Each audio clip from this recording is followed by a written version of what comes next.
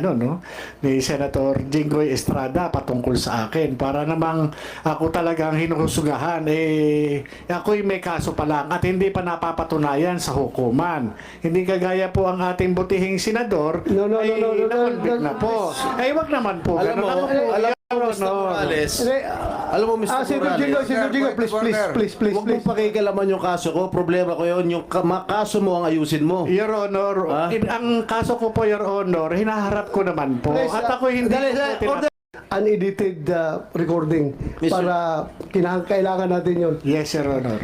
Mr. Chair, how can we be sure if the video that is going to be presented before the committee is totally unedited? We will Knowing this person who has a lot of criminal records, Mr. Chair. we will seek the expertise of the PNP Anti-Cybercrime Group. Alam nila yan kung yan ay pinagputol-putol o unedited yan. So, yung buong recordings mo, okay lang sa'yo kung papuntahin ko sa'yo yung PNP Cybercrime Group para to retrieve the recording. If it's okay with you. Your Honor, Your Honor, ay parang hindi naman po maganda yung sinasabi ni Senator Jinggoy Estrada patungkol sa akin. Para namang ako talagang hinuhusugahan, ako'y may kaso pa lang at hindi pa napapatunayan sa hukuman. Hindi kagaya po ang ating butihing senador na-convict na po. Wag naman po. Alam mo, Mr. Morales, alam mo, Mr. Morales, Senator Jingoy, please. huwag mong pakikalaman yung kaso ko. Problema ko yun. Yung kaso mo ang ayusin mo. Your Honor, ang kaso ko po, Your Honor, hinaharap ko naman po. At ako hindi Order. Please, silence. Una, Mr. Morales, please do not question Senator Jinggoy dahil trabaho niya yan bilang senador at vice chairman ng committee na magtatanong sa iyo. Pero kung sinasabi mo na nasaktan ka dahil ikaw akusado ka pa lang, siya konbiktado na tapos pinapalabas na masama ka, well, that's your opinion. Please, kasi insulting yan on the part of this committee. Hindi lang sa person ni Senator Jinggoy, pati ako as chairman, para bang harap-harapan, pinapahiya mo yung committee. Ako, I'm just advising you. Hindi ako galit sa'yo, just giving you a piece of advice.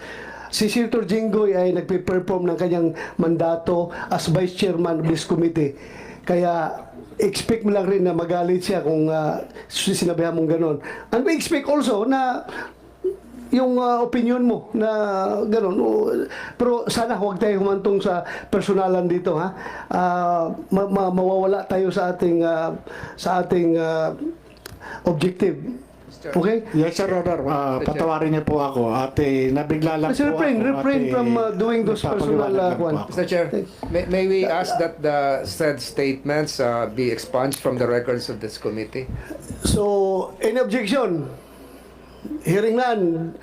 Kumsek, as ordered by the chair, you expunge those statements from the record of these proceedings. So ordered. You want to say something, Senator Jinggoy? Are we done with the gentlemen, si Mr. Santiago and Mr. Enriquez? Before I proceed with the question, Ganito, siya muna, tapos pagbigyan ko itong pangalawa kasi silang dalawa nakikita sa video, then afterwards sa kanilang dalawa, itong nasa kabilang linya. Kung okay lang. Yeah, Mr. Pwede ko tanungin si Mr. Enriquez? Okay, go ahead. Mr. Enriquez, what were you doing in the house of Mr. Morales? Mr. Senator, I need to present my preliminary statement first to tell all. I am really hurt. How long is it, Mr. Well, maybe 5 minutes. All right.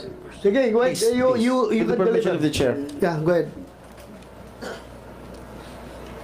Magandang tanghali po sa ating lahat. This day is very significant and historic. 107 years ago, on May 13, 1917,